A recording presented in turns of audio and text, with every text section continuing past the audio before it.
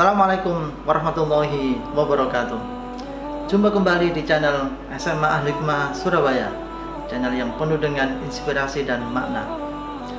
Pemuda hebat sejatinya adalah mereka yang siap menebar manfaat.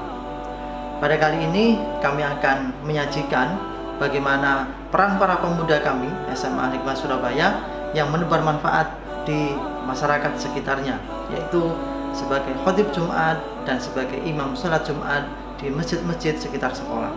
Luar biasa peran mereka di usia yang masih belia. Mereka sudah menjadi orang-orang yang benar-benar bermanfaat di masyarakatnya. Bagaimana aksi mereka? Yuk kita simak bersama hanya di channel SMA Al-Hikmah Surabaya. Innal hamdalillah nahmaduhu wa nasta'inuhu wa nastaghfiruh wa na'udzu billahi min shururi anfusina wa min sayyiati a'malina. Man yahdihillahu fala mudilla lahu wa man yudlil fala hadiya lahu. Asyhadu an la ilaha illallah wa asyhadu anna Muhammadan abduhu wa rasuluh. Allahumma salli wa sallim ala Muhammad wa ala alihi wa sahbihi ahli tuqa wal wafa. Amma ba'du. Fa ayyuhal muslimun, usikum wa nafsi bitaqwallah wa ta'atihi faqad faza man ittaqa. Faqala Allah ta'ala fi kitabihil karim, ya ayyuhalladzina amanu ittaqullaha haqqa tuqatih wa la tamutunna illa wa antum muslimun. Ma'asyiral muslimin rahimakumullah, puji syukur kehadirat Allah Subhanahu wa taala, karena dengan anugerah dan inayahnya kita semua dapat berkumpul pada siang hari ini untuk melaksanakan ibadah salat Jumat. Dengan besar rasa syukur, marilah kita tingkatkan ketakwaan kita yang sebenar-benarnya, yaitu dengan cara melakukan yang diperintahkan Allah Subhanahu wa taala dan menjauhi segala larangannya. Sejalan dengan itu, pasti kita sangat mempunyai cita-cita yang kuat untuk menggapai derajat kemuliaan Allah Subhanahu wa taala. Ma'asyiral muslimin rahimakumullah, saat ini, pada hari ini, kita berada di bulan Agustus. Setiap memasuki bulan Agustus selalu diiringi dengan penyambutan Hari Kemerdekaan Bangsa Indonesia yang bertepatan pada tanggal 17 Agustus. Momen ini mengingatkan kita tentang nikmat Allah Subhanahu wa taala berupa kemerdekaan bangsa muslim ini dari cengkraman penjajahan Jepang dan bangsa Eropa pada masa lalu. Masing-masing dari kita sudah paham arti kata merdeka secara bahasa. Merdeka berarti bebas, tidak terikat dan tidak bergantung terhadap pihak-pihak lain. Namun, bagaimanakah perspektif Islam dalam memandang hakikat kemerdekaan? Dalam konteks Islam, kemerdekaan berarti kebebasan bagi umat Islam untuk menjalankan kewajiban beragama tanpa ada halangan apapun. Kata kemerdekaan itu memiliki makna sakral dalam Islam. Merdeka berarti kemakmuran, kedamaian, dan harmoni atau kerukunan. Bagi seorang muslim, kebebasan yang datang dengan makna kemerdekaan harus dihargai dan dipegang dengan kuat. Namun, ada sebagian kalangan di masyarakat yang salah dalam mengartikan makna kemerdekaan. Mereka memaknai hal itu sebagai kebebasan berpikir, dan dengan demikian mereka merasa mereka dapat melakukan apa saja yang mereka inginkan. Bila mengacu pada hakikat kemerdekaan, ini berarti selama umat Islam dalam sebuah negara belum mampu menjalankan kewajiban agamanya secara bebas tanpa ada halangan apapun, maka umat Islam dalam negara tersebut hakikatnya belum merdeka. Jika dalam istilah fikih, sebagaimana dijelaskan oleh Dr. Ziyad bin Abid Al-Wasyuqi dalam disertasinya yang berjudul Al-Istidhaf wa Ahkamuhu fil Fiqh Al-Islami. Kondisi semacam ini disebut al-istidhaf, yaitu kondisi kaum muslimin yang lemah dan tertindas oleh sebuah kekuatan yang menghalangi umat Islam untuk menjalankan kewajiban beragama. Kondisi istidhaf ini ada dua jenis. Yang pertama adalah istidhaf penuh, sebagaimana yang terjadi saat Nabi SAW dan para sahabat berada di Mekah. Jenis yang kedua adalah istidhaf sebagian atau istidhaf parsial. Yang sering terjadi pada masa ini adalah kaum muslimin diberi kebebasan dalam menjalankan ajaran agama yang berhubungan dengan ibadah makhluk dan sebagian muamalah seperti sholat, puasa, zakat, haji, dan lain sebagainya. Namun masih ada bagian lain dari Islam yang belum diberi kebebasan untuk dijalankan. Biasanya berkaitan dengan masalah hukum dan sistem pemerintahan. Hal ini biasanya karena sistem pemerintahan memisahkan antara urusan agama dan urusan bernegara. Kemudian orang-orang yang masih menjadi budak hawa nafsunya merasa memiliki kebebasan penuh untuk melakukan apa saja yang dia inginkan atas nama hak asasi manusia, maka bisa pula dikatakan sebagai individu atau umat yang belum merdeka secara hakiki. Mereka masih menjadi budak dari hawa nafsunya dan belum mampu membebaskan dari dominasi hawa nafsunya untuk ditundukkan agar patuh kepada Allah Subhanahu wa Ta'ala. Orang semacam itu sesungguhnya orang yang telah menjadikan hawa nafsunya sebagai Tuhan bagi mereka dan menjadikan dia sebagai budak dari hawa nafsunya. Allah Subhanahu wa Ta'ala berfirman dalam Quran surat Al-Jaziyah ayat 23 yang artinya, maka pernahkah kamu melihat orang yang menjadikan hawa nafsunya sebagai Tuhannya dan Allah membiarkannya berdasarkan ilmunya, dan Allah telah mengunci mati pendengaran dan hatinya dan meletakkan tutupan atas penglihatannya, maka siapakah yang akan memberinya petunjuk sesudah Allah Subhanahu wa Ta'ala? Maka mengapa kamu tidak mengambil pelajaran? Ma'asyiral muslimin rahimakumullah, sebagai sebuah nikmat yang sangat besar, kemerdekaan negeri ini dari cengkraman penjajah dari luar semestinya harus terus-menerus disyukuri. Sebagai orang yang beriman kepada Allah Subhanahu wa Ta'ala, kita meyakini bahwa kemerdekaan merupakan rahmat Allah Subhanahu wa Ta'ala. Hal ini pun tercantum dalam pembukaan Undang-Undang Dasar 1945. Ma'asyiral muslimin rahimakumullah, bila cara mensyukuri nikmat Allah adalah dengan melakukan ketaatan, lantas bagaimana dengan persoalan mengisi kemerdekaan? Cara mengisi kemerdekaan adalah dengan melakukan berbagai aktivitas yang positif dan bermanfaat bagi diri sendiri maupun bermanfaat bagi orang lain. Bukan dalam rangka untuk berbangga diri, apalagi menyombongkan diri atas berbagai kemajuan yang telah dicapai setelah kemerdekaan negeri ini, sebab setiap penyelewengan dari koridor syariat Islam itu berarti merupakan bentuk kemaksiatan kepada Allah Subhanahu wa Ta'ala. Bila aturan syariat Islam sudah diabaikan dalam segala aktivitas kehidupan sehari-hari, bermasyarakat dan bernegara, maka bangsa ini tidak akan pernah mampu untuk bersyukur kepada Allah Subhanahu wa Ta'ala dengan yang sebenar-benarnya. Bukan hanya bersyukur secara lisan saja, akan tetapi perbuatan yang kita lakukan juga harus terikat dengan aturan-aturan Allah Subhanahu wa Ta'ala, karena Allah lah yang telah memberikan kita nikmat tersebut.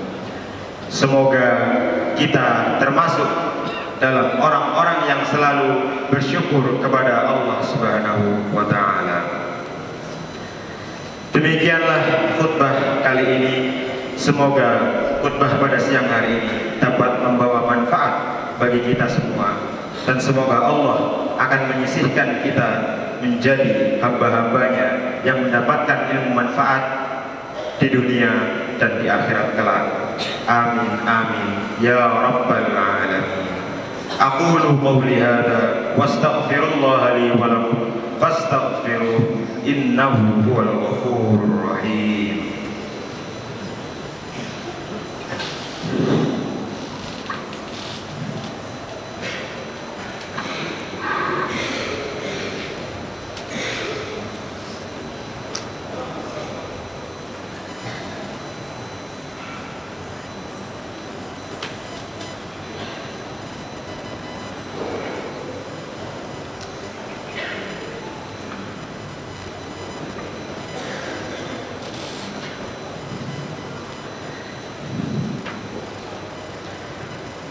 Alhamdulillahi Rabbil Alamin, wassalatu wassalamu ala ashrafil anbiya'i wal mursalin, sayyidina wa nabiyyina Muhammadin wa ala alihi wa sahbihi ajma'in. Amma ba'du. Faqala Allah ta'ala fi kitabihil karim, ya ayyuhalladzina amanu ittaqullaha haqqa tuqatih wa la tamutunna illa wa antum muslimun. Ma'asyiral muslimin rahimakumullah. Di khutbah yang kedua ini, mari kita senantiasa bersyukur kepada Allah Subhanahu wa taala. Mudah-mudahan kita dalam keadaan sehat dan istiqomah menjalankan amanah dari Allah Subhanahu wa taala. Dan kita semua akan dipertemukan di surganya Allah Subhanahu wa taala. Amin amin ya rabbal alamin. Inna Allah wa malaikatahu yusalluna 'alan nabi ya ayyuhalladzina amanu sallu 'alaihi wa sallimu taslima. Allahumma salli 'ala Muhammad wa 'ala ali Muhammad kama sallaita 'ala Ibrahim wa 'ala ali Ibrahim wa barik 'ala Muhammad wa 'ala ali Muhammad kama barakta 'ala Ibrahim wa 'ala ali Ibrahim innaka Hamidum Majid. Allahumma ighfir lil muslimina wal muslimat wal mu'minina wal mu'minat al ahya'i minhum wal amwat innaka sami'un qaribun mujibud da'wat. ربنا لا تؤاخذنا إن نسينا أو أخطأنا ربنا ولا تحمل علينا إصرا كما حملته على الذين من قبلنا ربنا ولا تحملنا ما لا طاقة لنا به واعف عنا واغفر لنا وارحمنا أنت مولانا فانصرنا على القوم الكافرين. اللهم إنا نسألك سلامة في الدين وعافية في الجسد وزيادة في العلم وبركة في الرزق وتوبة قبل الموت ورحمة عند الموت ومغفرة بعد الموت. اللهم هون علينا في سكرات الموت والنجاة من النار والعفو عند الحساب. ربنا آتنا في الدنيا حسنة وفي الآخرة حسنة وقنا عذاب النار والحمد لله رب العالمين. أقيم الصلاة. الله أكبر.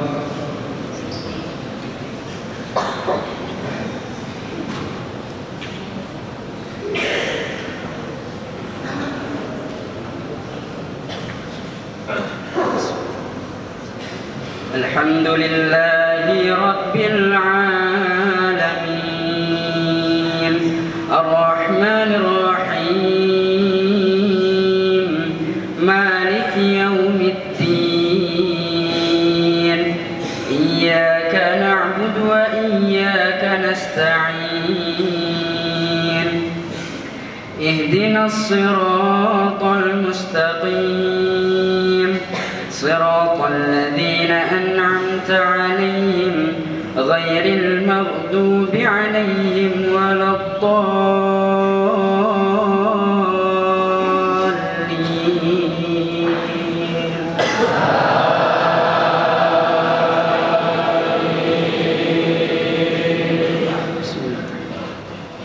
يا أيها الذين آمنوا اتقوا الله ولتنظر نفس ما قدمت لغد واتقوا الله إن الله خبير بما تعملون.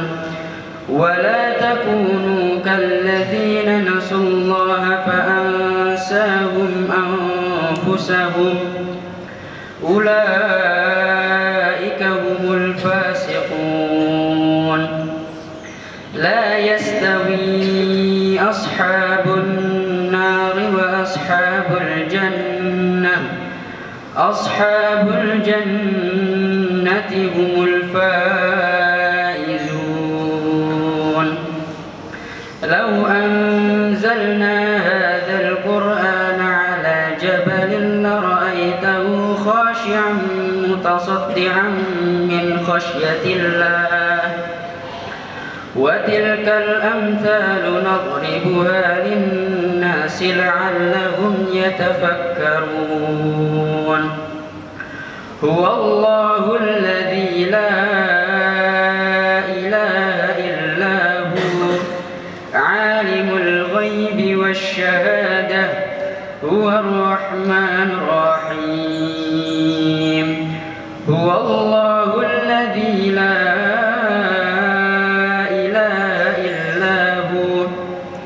الملك القدوس السلام المؤمن المهيمن العزيز الجبار المتكبر سبحان الله عما يشركون.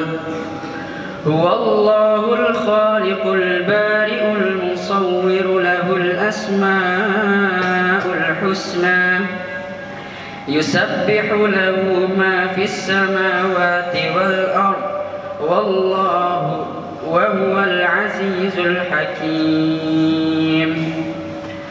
الله أكبر.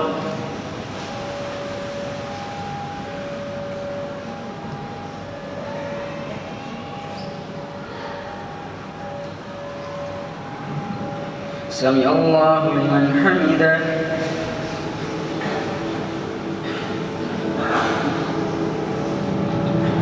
الله أكبر.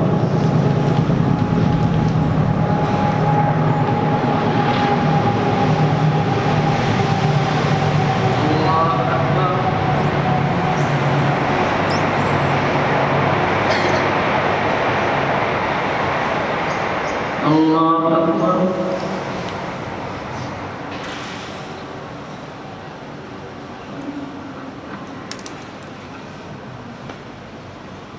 الله أكبر.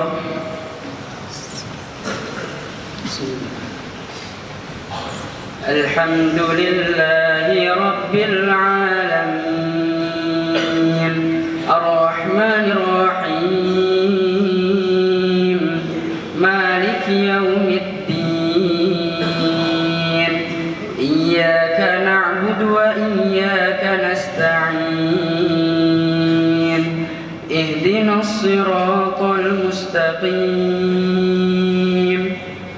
صراط الذين أنعمت عليهم غير المغضوب عليهم ولا الضالين.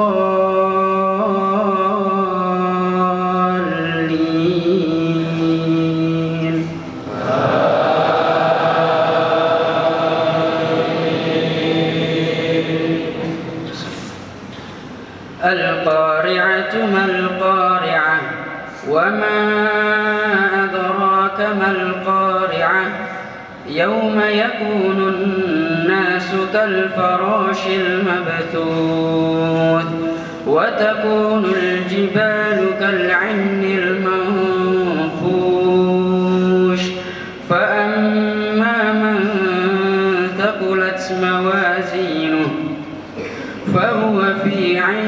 عيشة راضية وأما من خفت موازينه فأمه هاوية وما أدراك ما هي نار حامية.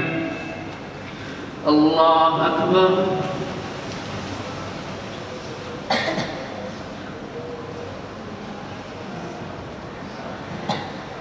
سمع الله لمن حمده.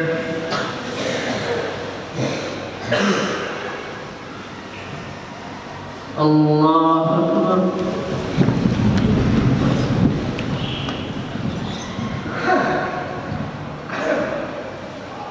الله أكبر.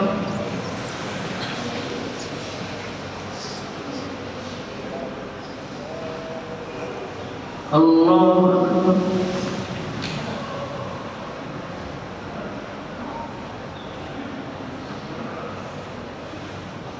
الله أكبر.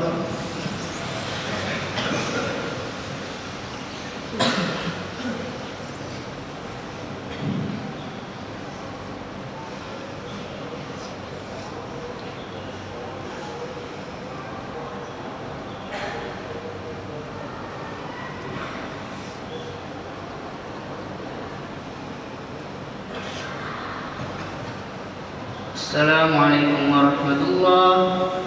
Assalamualaikum warahmatullahi wabarakatuh.